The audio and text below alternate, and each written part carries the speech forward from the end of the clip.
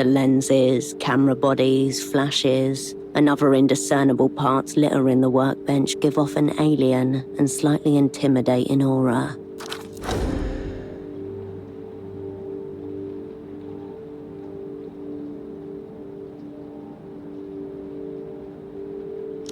Handgun rounds, more likely than not abandoned by a previous tenant in circumstances similar to your own.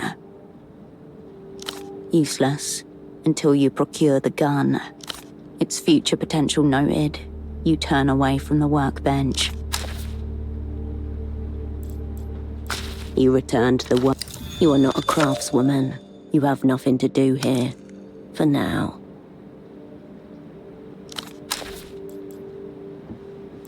You approach your double's bedside. His breathing does not change.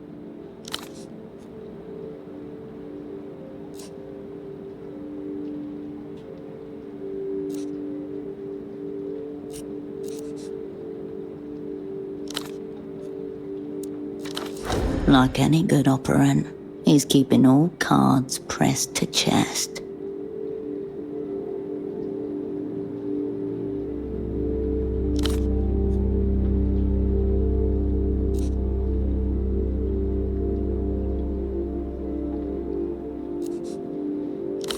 The man's head slips 2 centimeters to the left. His jaw slides with it.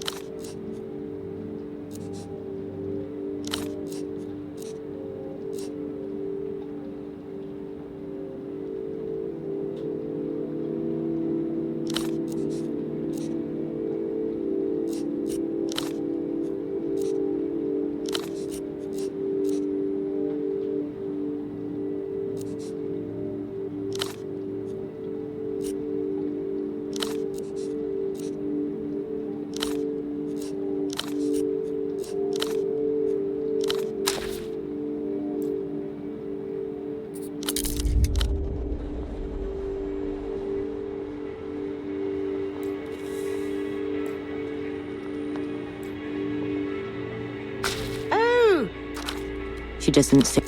Strange smell about her. Chemical. You remember it from somewhere.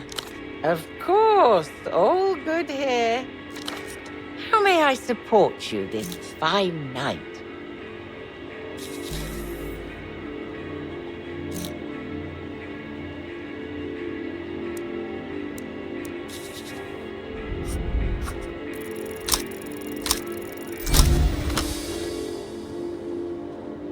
Sweet, slightly pungent, reminds you of overripe apricots.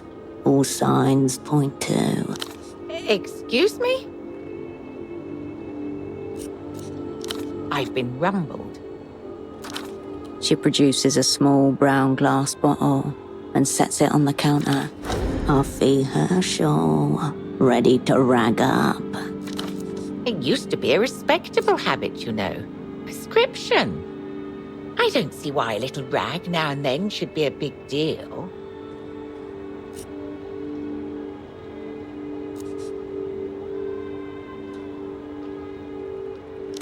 Come off it. It's perfectly safe as long as you don't forget to sip water. All the same, I suppose it does look a touch unprofessional. I'll be here if you...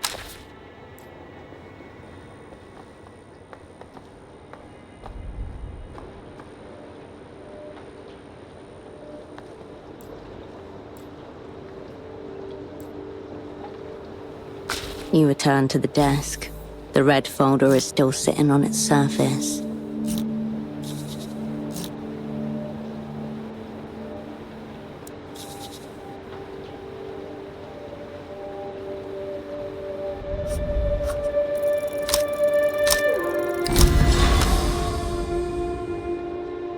In just a few words, the worst failure of your life is reduced to bureaucratic shorthand. Previous assignment, Portofino 88 to 91. Network, whole sick crew. Operants, Cascade. Assets. A secret the Opera has elected to keep from itself. Mistakes made. Friends abandoned. The redactions are merciful. They keep our gang intact. Impossible to tell. The redactions are very heavy. Obvious. The Opera wanted him to know what sort of spy he'd be working with. Most recent assignment, Novessa, 91 to present. Satellite Facility B. Status inactive. AKA the Freezer. The Opera's labyrinthine archival complex, where the old, useless, and discredited are consigned until they're dismissed, or die of despair. Or very occasionally, until fate recalls them to the Opera's service.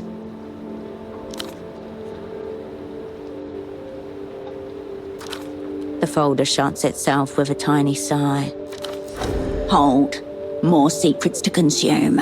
Very personal ones. Yum, yum. It takes you a very long time to chew the pages. Pieces of them get stuck in your teeth. Now you've internalized your secrets. They probably can't do any damage from in there. You turn away from the desk.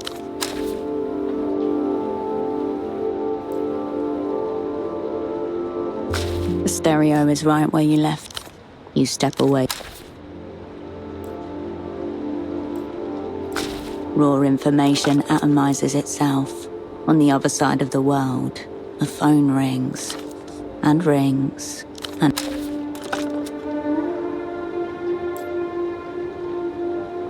The heifer coffee lady and bag... Watchful eye. The bed welcomes you for a soft slump. The waking world away.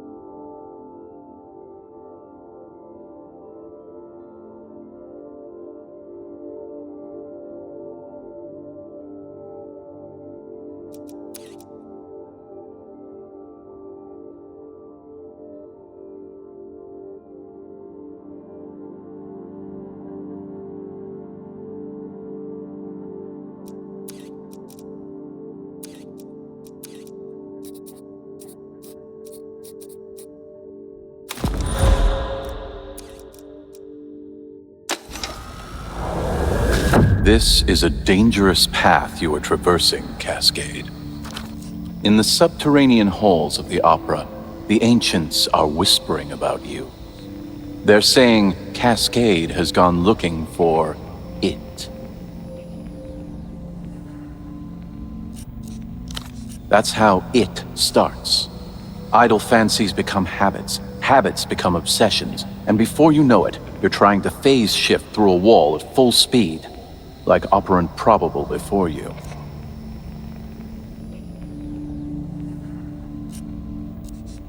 The question before you is the same one that obsessed Operant Probable during the period of their precipitous decline. In their final reports, Probable speculated that it had disappeared completely from this material plane and could only be recovered by undertaking a dangerous meta-quest. Luck and skill, Cascade. You will need both.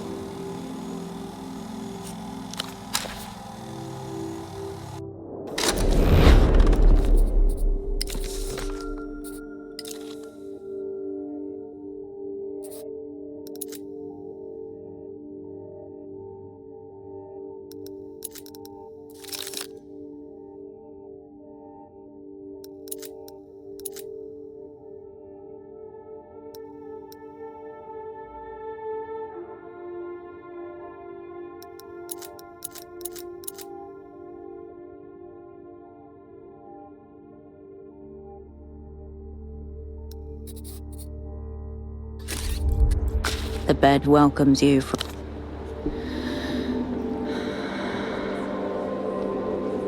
The stillness of the room quietens your mind as you settle down.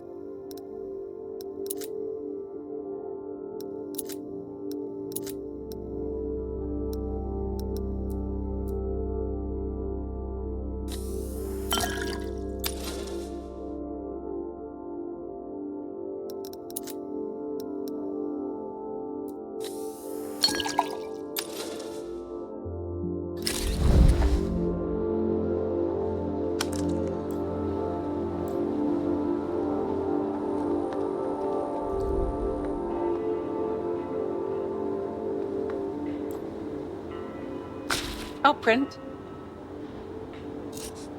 I'll be here if you require.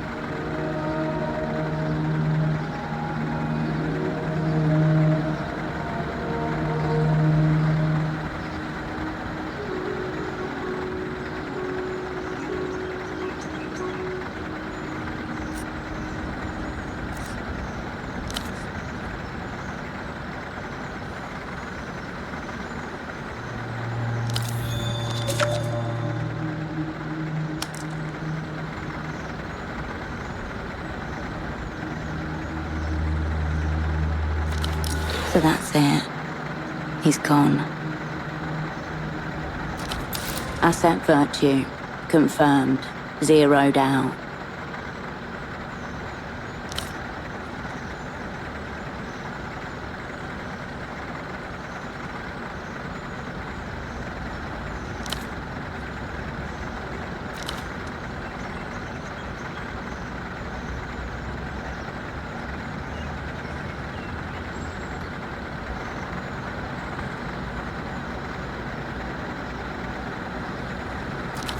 You recall Vespar speaking of his time in the Guardia Municipal, a decade of low-stake days.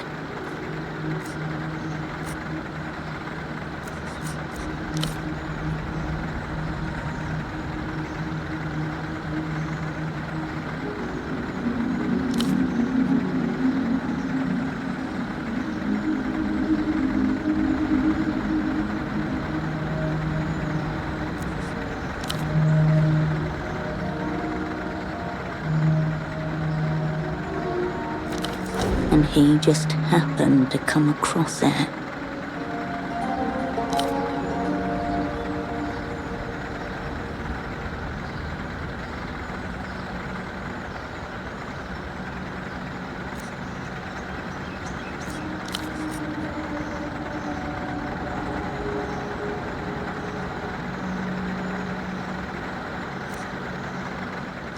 Only two possibilities. His own brothers failing the Brotherhood, or the Azuris. Figure it was the Azuris. His employer, what's he heard? News of a dead carabinero usually comes with jokes and shit talk. Maybe drinks. But sure as the Cape boys were quiet, so were the Azuris. He'd been on the shit list for a while, I'm sure. Maybe he pissed off one of the Pecans. Doesn't matter. The uniform's reason enough. And Vespar didn't look too good the last time we met. Like he knew something ugly was coming. The young man stares at you for a long time. As much as Vespar's outfit bothered me, you stand by everything your employer does, Habibti?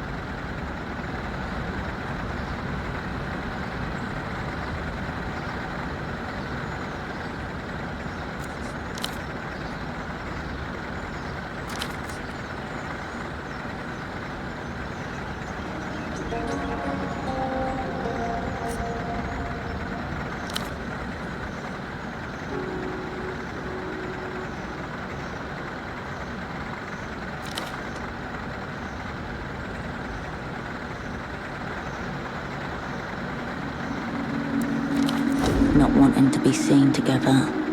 But why?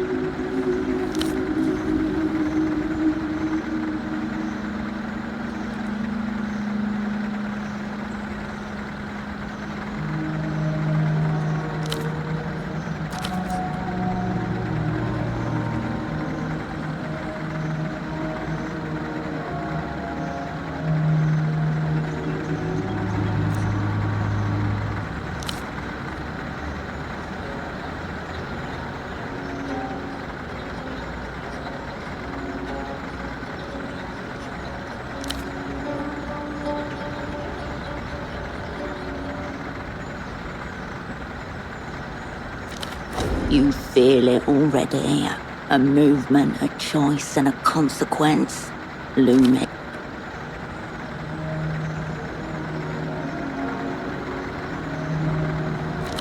There's something you're missing. A piece that doesn't quite fit.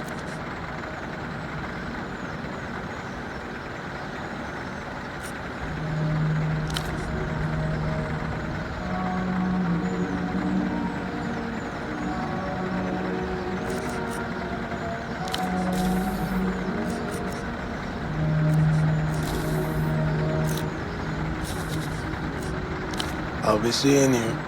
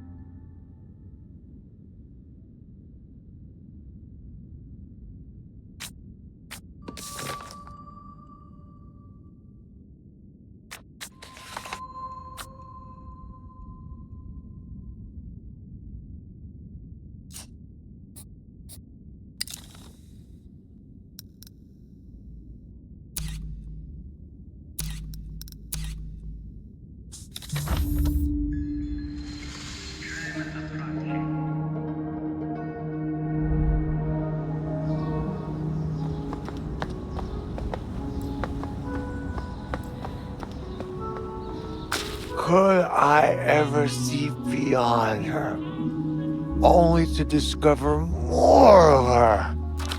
The middle-aged man stares into the sky, left eye loping slightly. His hair and suit are both in moist disarray. A pink tie hangs open around his neck. The smell of alcohol singes the inside of your nose. Do not prod me at this point.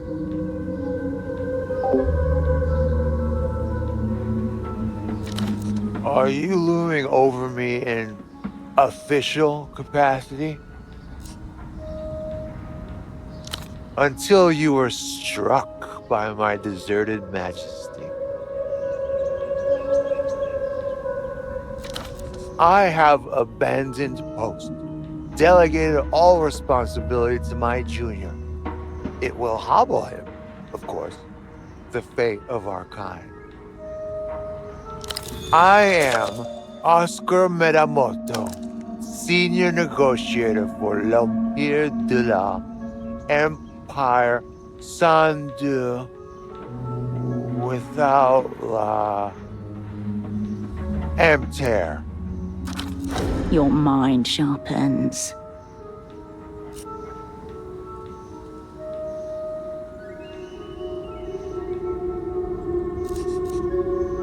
You swing your left heel back and introduce foot to man.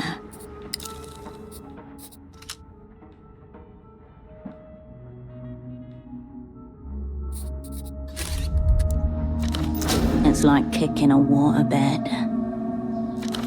Despite connecting with his stomach, the man clutches his unruly hair. No human wound can hurt me further. I am the human wound. Away for a harpy!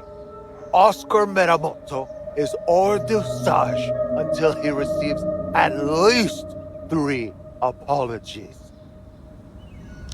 I believe the correct term is unlicensed detention facility. Mostly urban myth, overawed folklore. Either way, not my department. The bank is always open. The long shadow of Emter, so long that many citizens mistake it for the sky. Yet another special condition on the master contract that dismantled history. But I can say no more.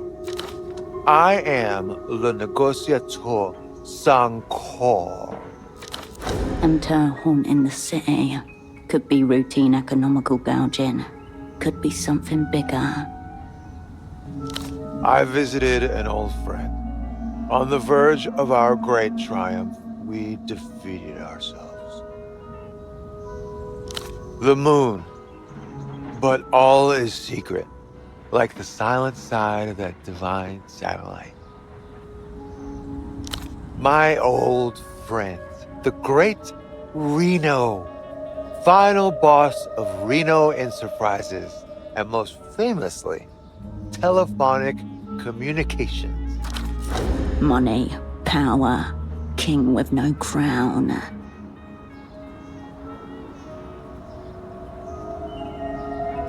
Eons drew up his very first contracts when he was getting into private infrastructure.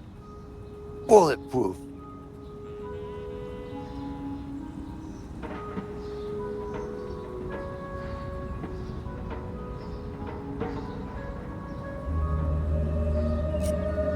The blood-soaked arena was Reno's apartment. Cozy little penthouse at the tippy-top of the housing campaign. Private elevator, of course. Tunnel to the Coliseum. Site of our last stand.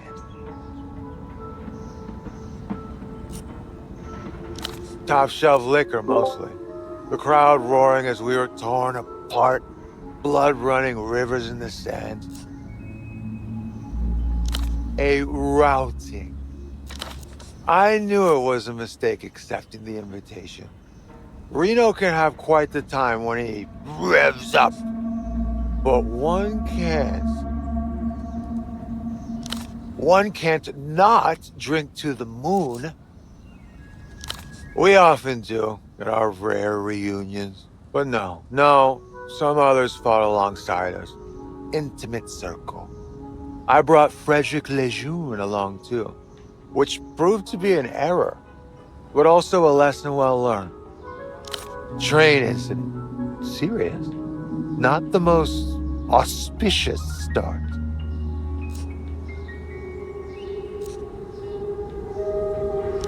Bereft. And this the worst. Reno's toy trained the prized child, joyous trophy. A terrible fate. Gotta find them where you can. High tragedy. La Ballade du Frère Lejeune. I don't care to get into it. The boy's embarrassed himself enough. Kick this piece of shit. Kick him again.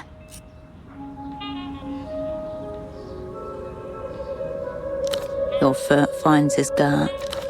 The man clutches his hair again. Your foot landed nowhere near it. Let up, you harpy bitch. I'll tell you. So, yes, the little reunion we had at Reno's. The one that's rendered me gravel-bound. Fred was also in attendance. There were a handful more high rankers present too. Renoites, movers and makers, political actors, and Metamoto and his jeune. The prize train was in circulation, being shown off to a trusted few. A moment's distraction, a stray placement. Fred saunters in from the kitchen, wreathed in smiles, fails to scan the landing zone. Sit right on it.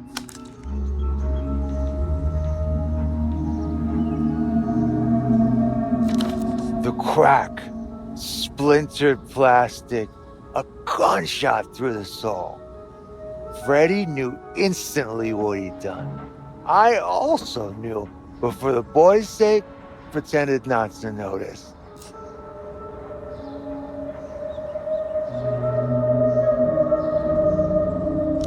The jeune stayed seated on the wreckage for almost 2 hours until things got elucid enough for him to make his play. Any slight movement would have spelled agony. He seized a moment of distraction, then, limping slightly, off he snuck to stash the body.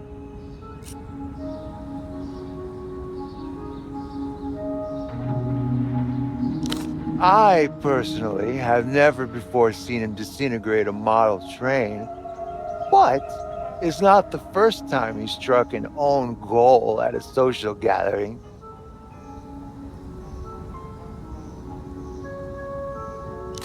Fred has killer instinct, robust at the table.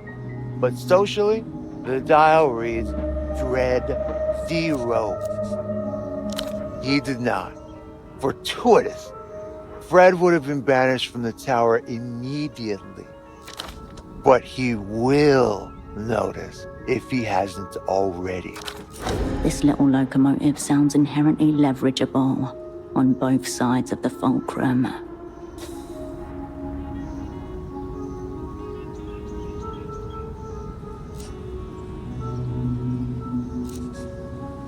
It carries your heart away.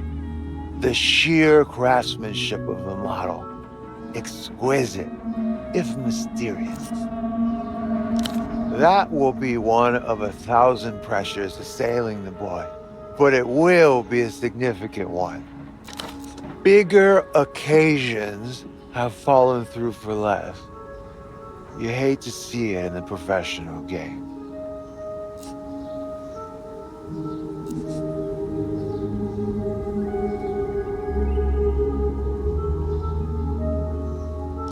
So what? The fascists? The communists? Freddy loves his comfort. He is a creature of them. He bleeds liberalism. No defection there. I guarantee that. I didn't see where he put the main part. He scampered off to a dark corner of the pied-à-terre to conduct his beastly business. Well, the other part is in the reliable hands of Metamoto. A small mound inside, about 3 inches across, vaguely circular.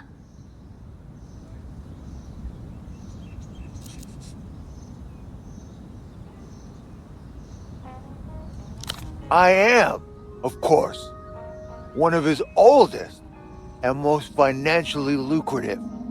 Double hitter. I took the train for Frederick's sake.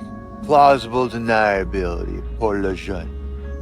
Major asset at the table. He was holding on to it for leverage. No, I like to hold on to it. Wow. Do your worst. Give me something to feel. It doesn't matter. This train makes me think of her. And I like that. My friend, the ambassador's wife. Lolita Calista. The last gasp of my heart. Gigantress in waiting. Here's another tool to open him up with.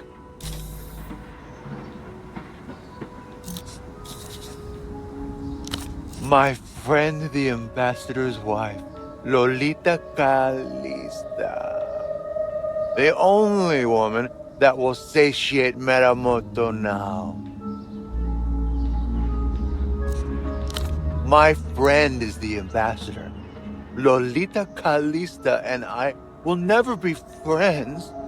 We will be all, or we will be nothing. I love her. Searingly.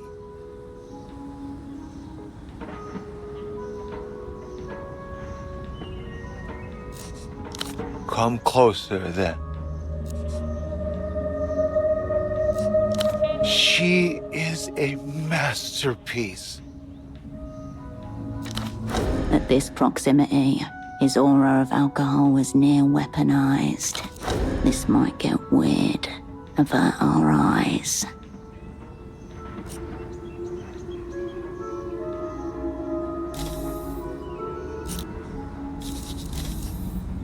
Rather than complete drunken nonsense, the senior negotiator's fingers are tracing a specific shape. Is that a hoof? Your eyes fall on an empty can of coffee, its center crushed flat by an errant boot, rolling in disjointed rhythm across the cobbled stone. Beside you, you're aware of the senior negotiator fidgeting. There is, so much of her. It's still getting weird. You follow it for a moment before it lopes off behind a wall, out of sight. There is so much of her. Too much of her to hold in the mind. In one holding. So you understand my predicament. He looks up at you with a small shine in his eyes. I hope that you are aligned. Omnidirectionally fucked. Yearningly erect.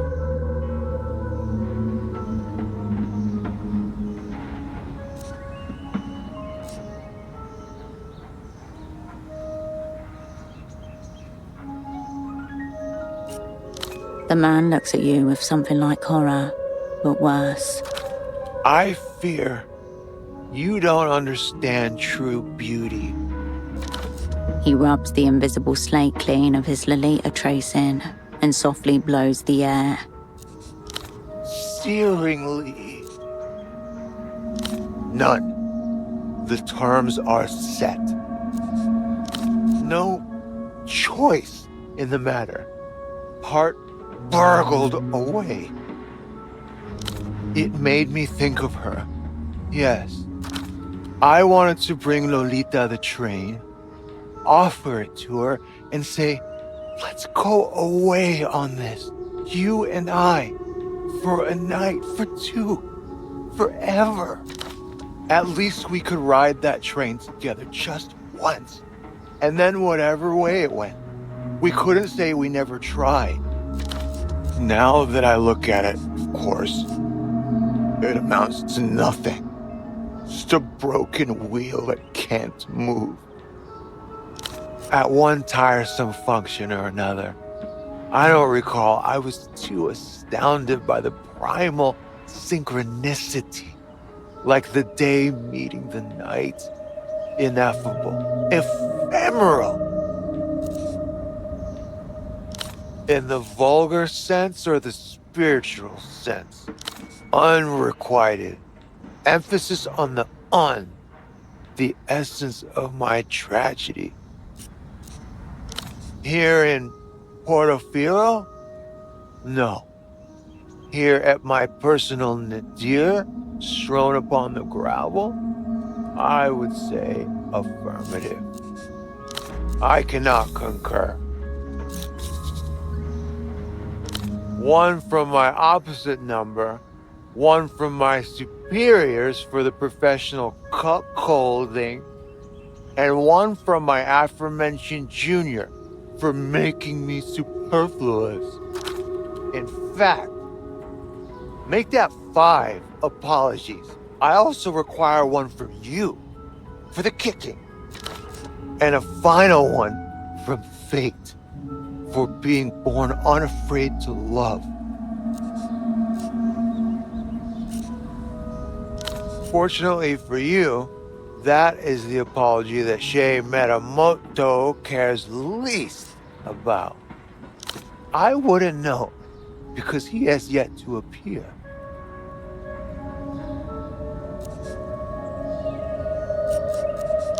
Laughing at Metamoto from the darkened wings. Common occurrence with Delusians, unfortunately. Pre-match mind games in the dugout.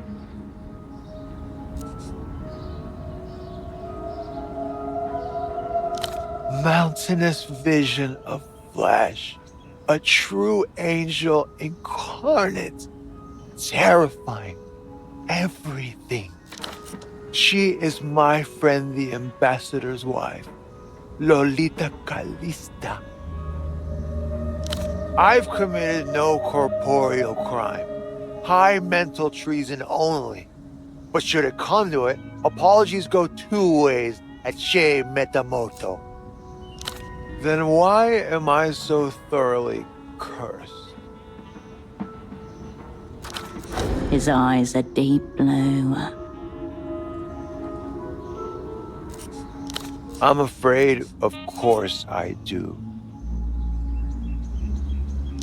I know how it works, but still, on principle, seems my hors d'usage will be much prolonged. I will prize them from dead hands if necessary. I usually charge a consulting fee, by the way. For you, I'll waive.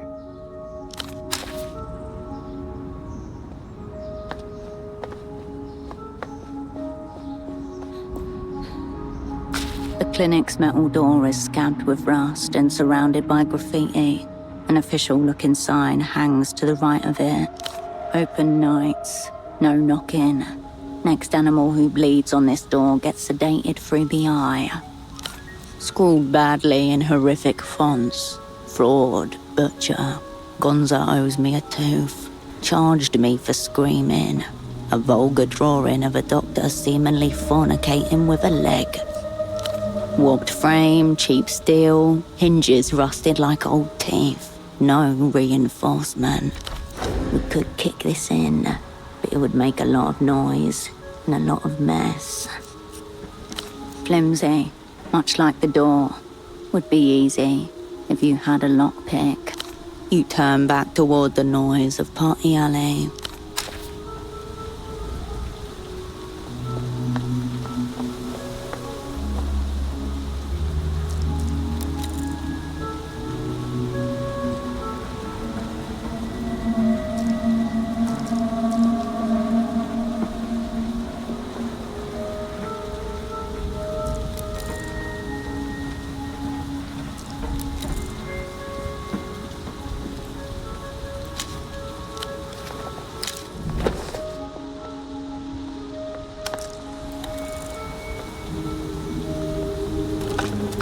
You pick up the payphones, your finger. Something tense inside you relaxes and you step away.